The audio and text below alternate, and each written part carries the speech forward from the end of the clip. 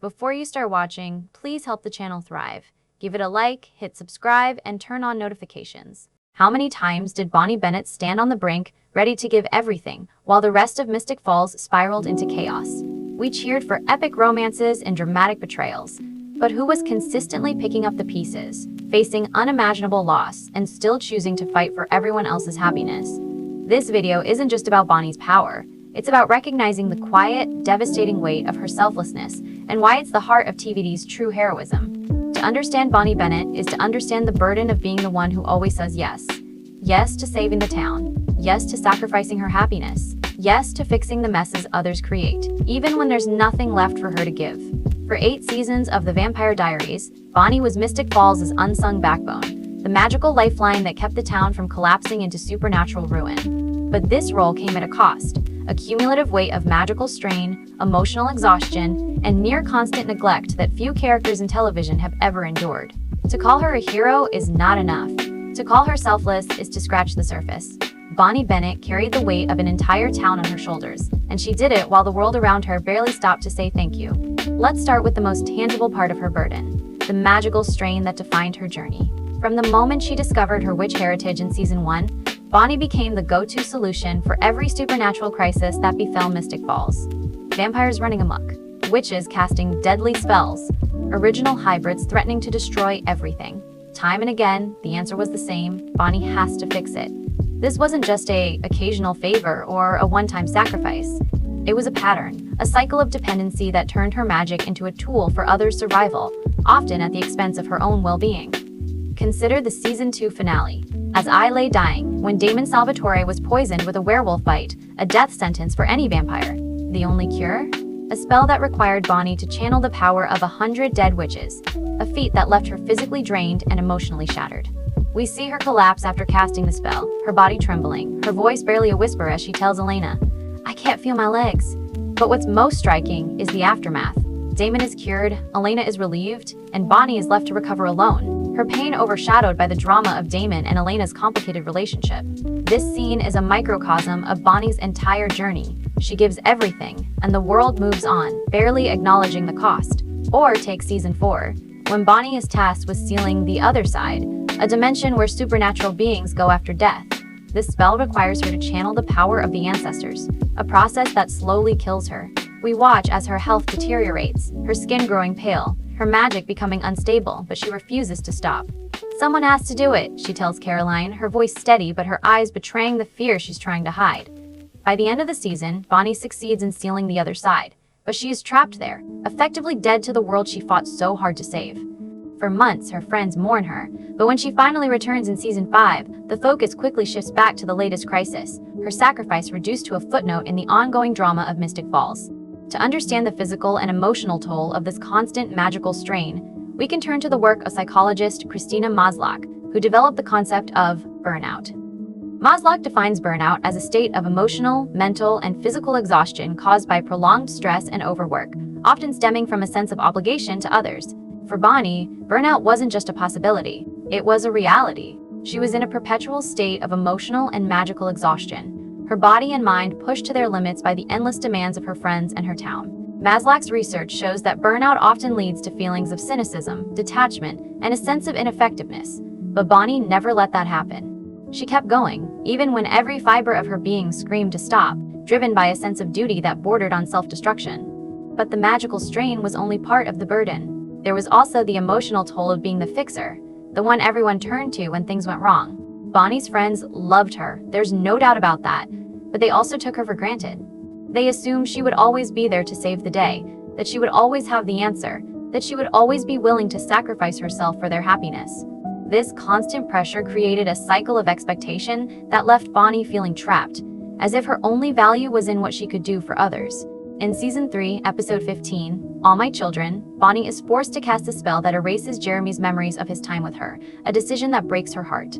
She does it to protect him, to keep him safe from the supernatural world that has already taken so much from him. But the cost is her own happiness.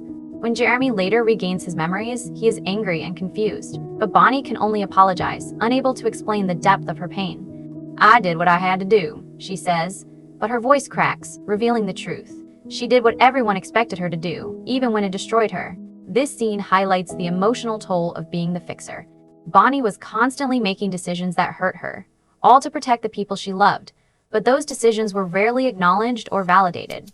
Her friends would thank her, of course, but the thanks were often fleeting, overshadowed by the next crisis that required her attention.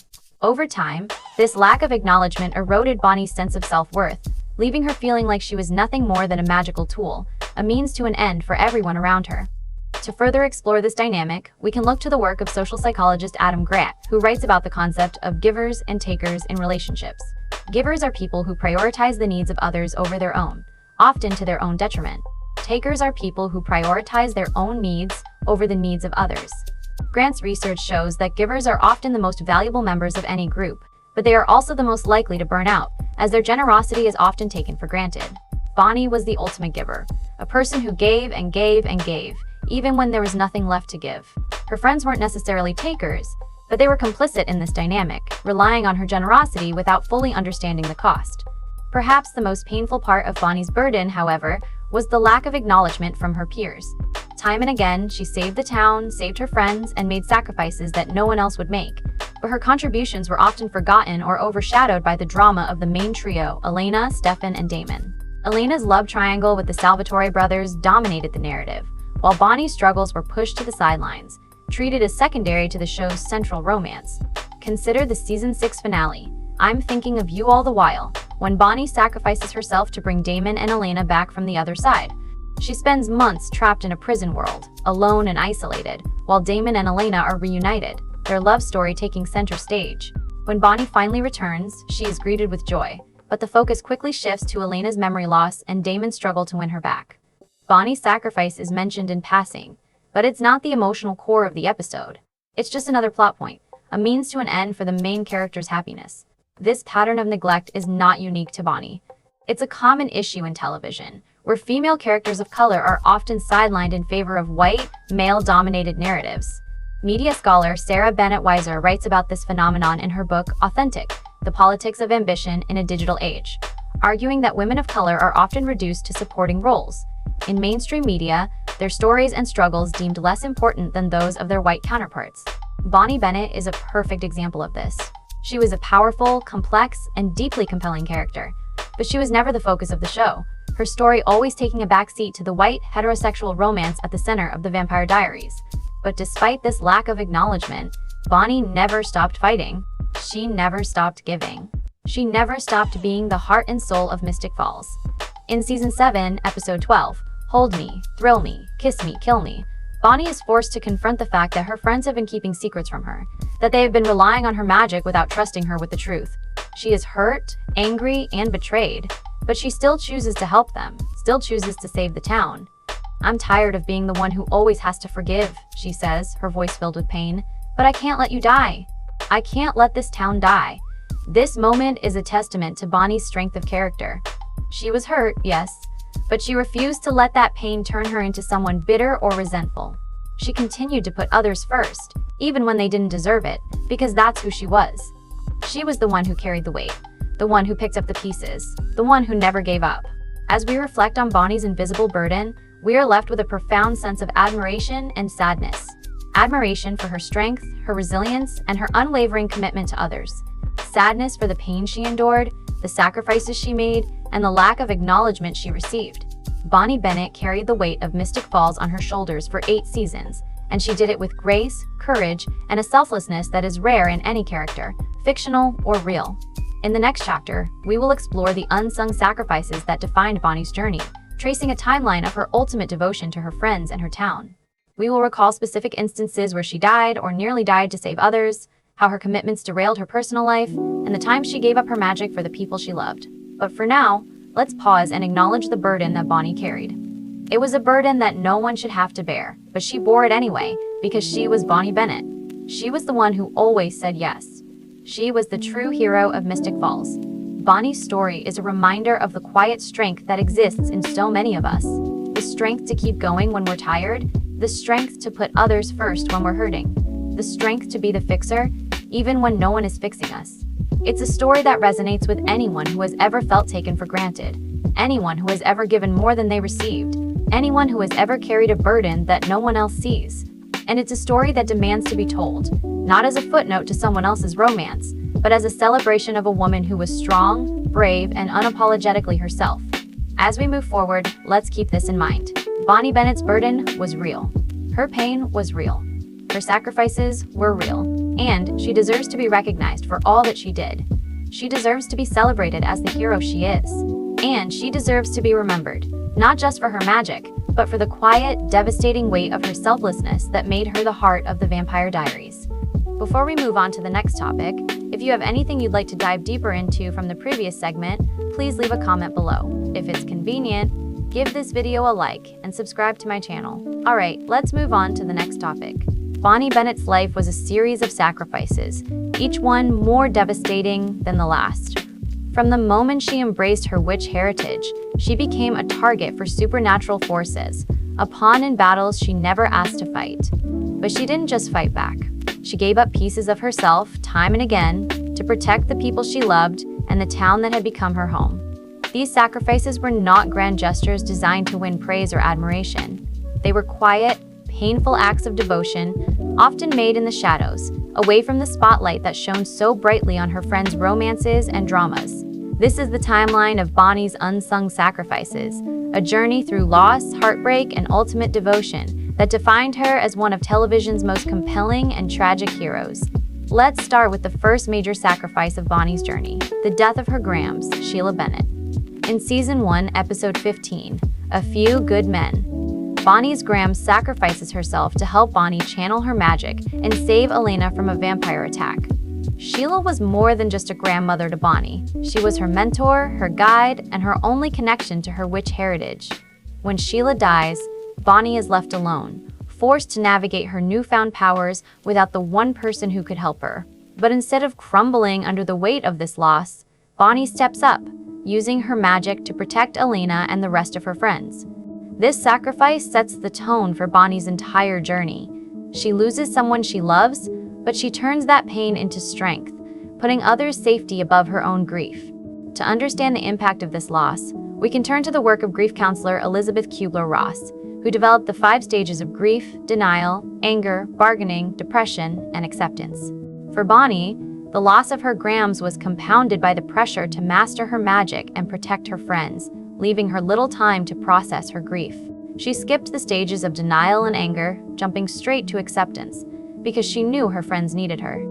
Kubler-Ross writes that grief is a deeply personal journey, but Bonnie's journey was anything but personal. She grieved in private, putting on a brave face for the world, because that's what was expected of her. The next major sacrifice came in Season 2, when Bonnie was forced to give up her chance at a normal life to save Damon Salvatore. As we discussed earlier, Damon was poisoned with a werewolf bite, and the only cure required Bonnie to channel the power of 100 dead witches. This spell left her physically and emotionally drained, but it also cost her the opportunity to attend college, a dream she had talked about since the beginning of the series. "I was supposed to leave Mystic Falls," she tells Elena in Season 2, Episode 22, "as I lay dying. I was supposed to start over, to be someone other than the witch who fixes everyone's problems. But instead, she stayed, trapped in a cycle of sacrifice that would define her life for years to come." This sacrifice is particularly poignant because it represents the loss of Bonnie's autonomy. She had dreams, hopes, and aspirations beyond Mystic Falls, but those dreams were repeatedly put on hold for the sake of her friends. Social psychologist Erik Erikson's theory of psychosocial development argues that young adults, ages 18-40, face a crisis of intimacy versus isolation, where they must develop deep, meaningful relationships while also pursuing their own personal goals. For Bonnie, this crisis was never resolved. She prioritized her relationships with her friends over her own personal growth, sacrificing her dreams to ensure their happiness. As a result, she spent years feeling isolated, trapped in a role that left little room for her own desires. In Season 3, Bonnie made another devastating sacrifice. She erased Jeremy Gilbert's memories of their relationship to protect him from the supernatural world. Jeremy was the first person Bonnie had ever truly loved, the first person who saw her for who she was, not just as a witch or a fixer. But when Jeremy became a hunter, a supernatural being tasked with killing vampires, Bonnie realized that their relationship was putting him in danger. "If you remember me, you'll keep coming back," she tells him in Season 3, Episode 15. all my children, and I can't let you get hurt. So she cast a spell, erasing their love from his memory, watching as he walked away, unaware of the life they had shared.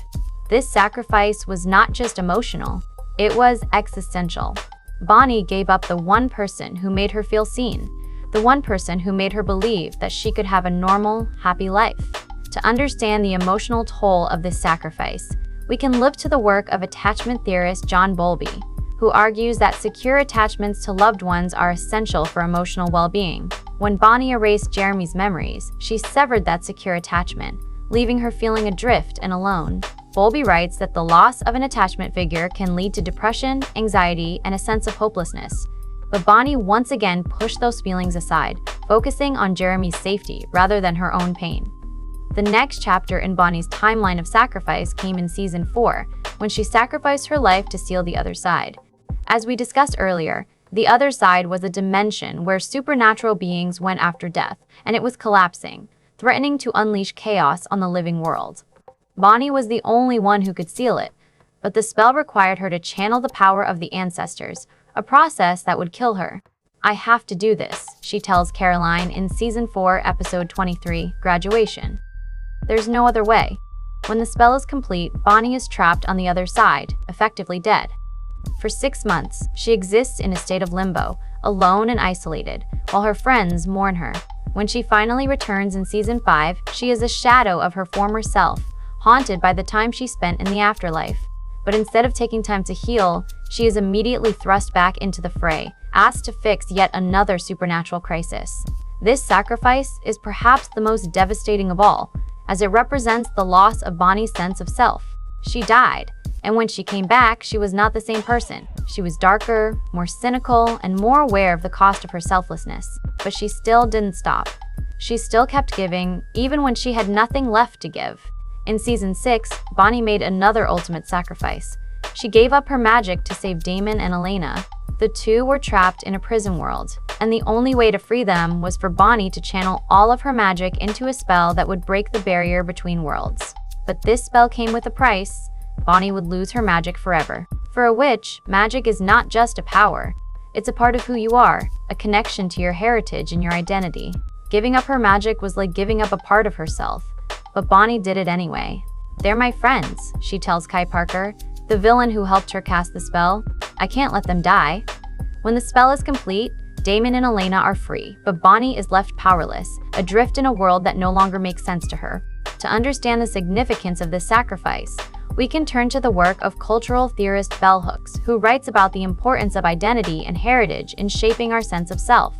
For Bonnie, her magic was tied to her identity as a Bennett witch, a legacy that had been passed down through generations. When she lost her magic, she lost that connection, leaving her feeling disconnected from her family and her heritage. But Hooks also writes that identity is not fixed, that it can be redefined and reclaimed. For Bonnie, this meant finding a new sense of purpose, a new way to contribute to the world without her magic.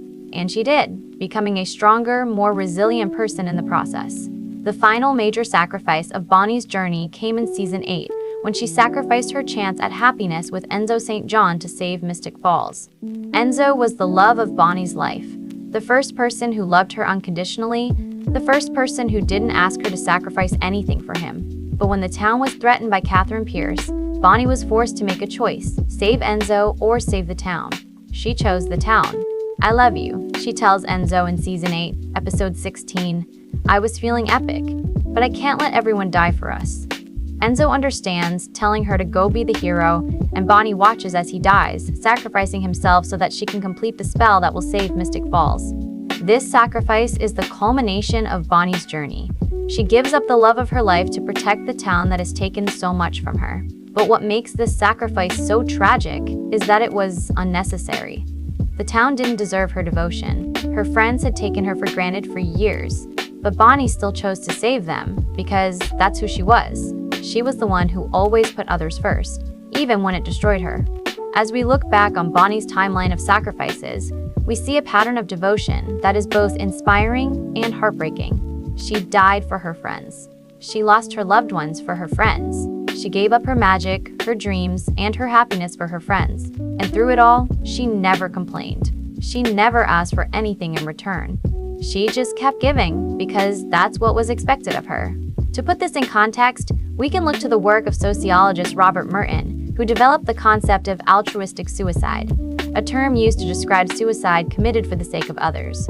While Bonnie didn't die by suicide, her sacrifices were often suicidal in nature, putting her life at risk for the greater good. Merton writes that altruistic suicide is driven by a sense of duty to a group or a cause, and that's exactly what drove Bonnie. She felt a duty to her friends, a duty to her town, and she was willing to die for that duty.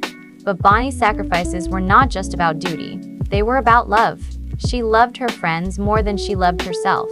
She loved Mystic Falls more than she loved her own happiness. And that love was both her greatest strength and her greatest weakness. It gave her the courage to keep going, but it also left her broken, alone, and unfulfilled. As we move forward to the next chapter, we will explore Bonnie's unparalleled loyalty, examining how she stood by her friends even when they betrayed her, how her commitment surpassed even the Michelsons' famous always and forever oath, and how she served as the moral compass for the group.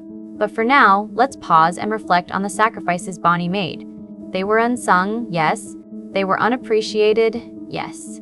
But they were also the most heroic acts in The Vampire Diaries. Bonnie Bennett didn't just save lives.